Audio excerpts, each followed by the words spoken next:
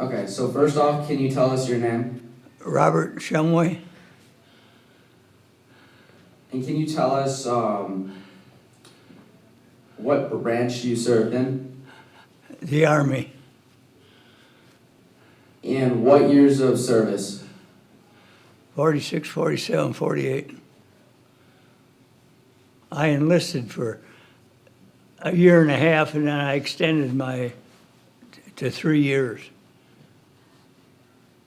So could you tell us a little about your original enlistment? Well, I tried to get in the Navy, and they wouldn't take me because I had flat feet. That's because of the steel decks.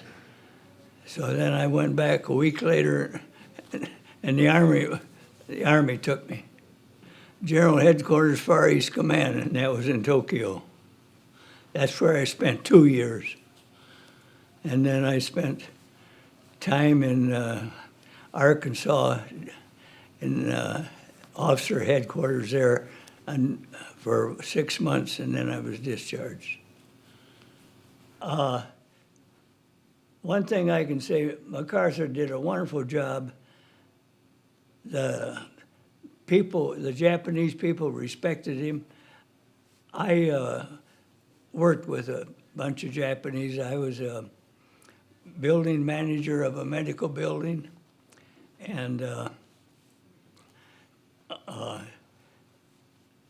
so I had a staff of Japanese too, everything from plumbers and firemen, office staff, and everything. And they were very, very nice to work with. I think they were so sick of fighting for so many years that it was a relief. And MacArthur gave them the benefit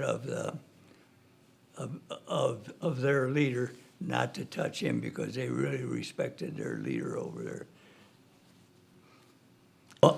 What I did was this building that I was building custodian of was a medical building. We had a dispensary, which is the same as the emergency room, and then in the daytime, doctors would come in, dentists and everything else, and then at night, I had some college boys come in, and they would scrub floors. It was amazing how they could get down on their haunches and scrub the floor. They really worked, and all of the Japanese were real friendly, and they obeyed. One night, though, at night, sometimes I would go up in a dispensary if I didn't have anything to do, and I would bat the breeze with the guys in the dispensary. One night, they got a call, and they said, "You better come with us." So I went with them. It was a bad deal. There was a soldier committed suicide. He was a guard at the bank. And I was on the bottom end as we went up the steps, and I got a shower of blood.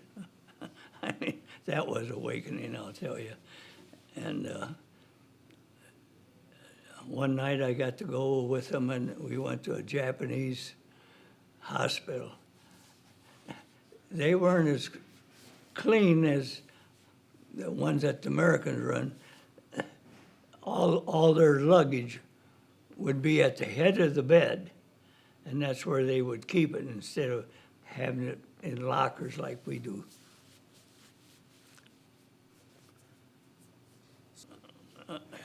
Nagasaki too. We were another young gentleman and I took a rest leave to Unsen Kanko, which was what it used to be was a lot of foreigners would visit Japan, and Unsen Kanko was one of the places they stayed, and that's where we stayed. And we took a trip to Nagasaki, and it took us by to where the bomb went off, and it went off 50 feet in the air for a prison, so all their time in jail was ended right there.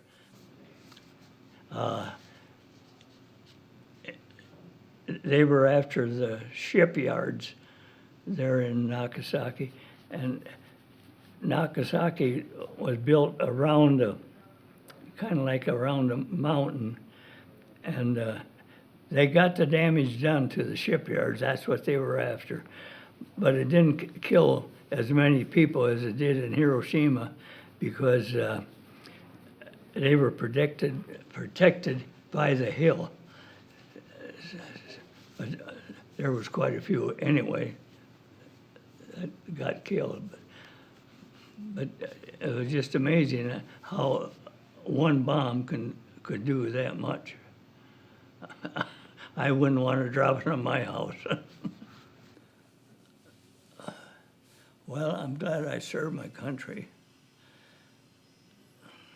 I realized it was peacetime, but things go on all the time, and things have got to be watched. And I was very fortunate in getting a good job that I wasn't out marching every day. So yeah, I was thankful that I was. I got to see Japan.